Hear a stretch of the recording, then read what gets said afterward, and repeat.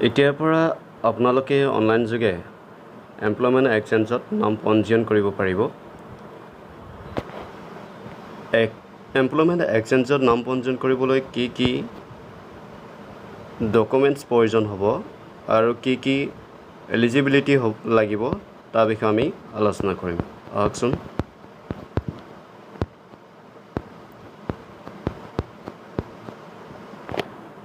Exchange অফিচত পোনপ্ৰথমে আধাৰ বেছ ভেৰিফিকেশ্যন কৰিব লাগিব।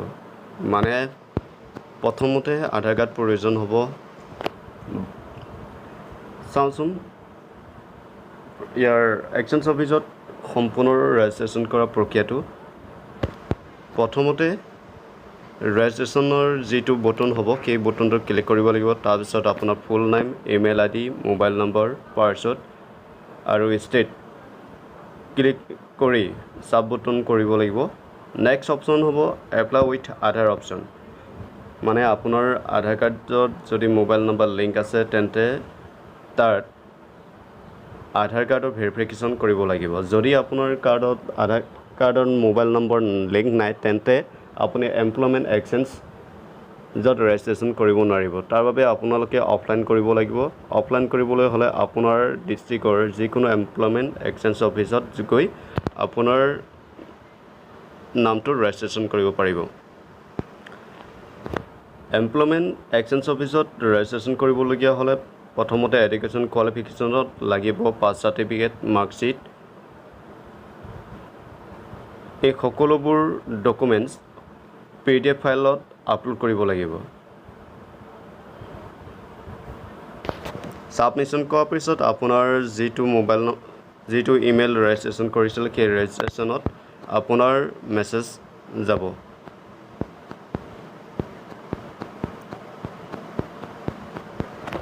ইয়াত লিখা আছে এমপ্লয়মেণ্ট এক্সচেঞ্জ অফিচত বয়সৰ প্ৰমাণপত্ৰ হিচাপে প্ৰয়োজন হ'ব বাৰ্থ চাৰ্টিফিকেট, মেট্ৰিকৰ এডমিট কাৰ্ড আৰু স্কুল চাৰ্টিফিকেট। এই তিনিখনৰ ভিতৰত যিকোনো এখন আপুনি ছাবমিট কৰিব লাগিব।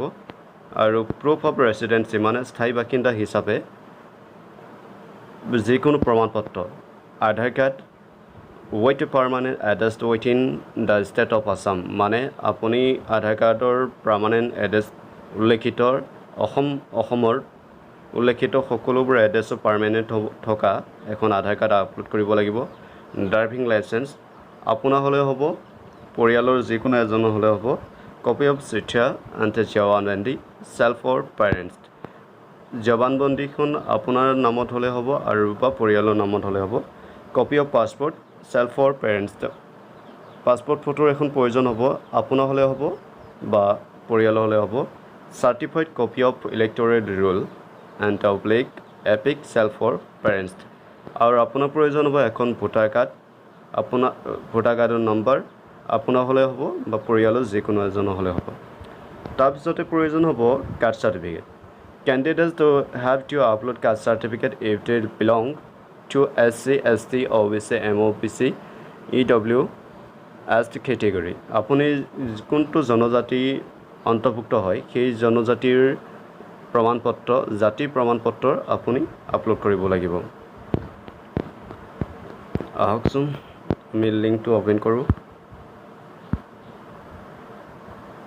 এইখিনি উল্লেখ কৰি আহিলোঁ। তাৰ ভিতৰত আধাৰ কাৰ্ড ৰেজিষ্ট্ৰেশ্যন কৰোঁতে কিছুমান নিয়ম বান্ধি দিছে। সেই নিয়মসমূহৰ ভিতৰত এনেধৰণৰ all citizens of India above the age of 14 years who are permanent residents of Assam are eligible to register their names in the employment exchange of the state of Assam।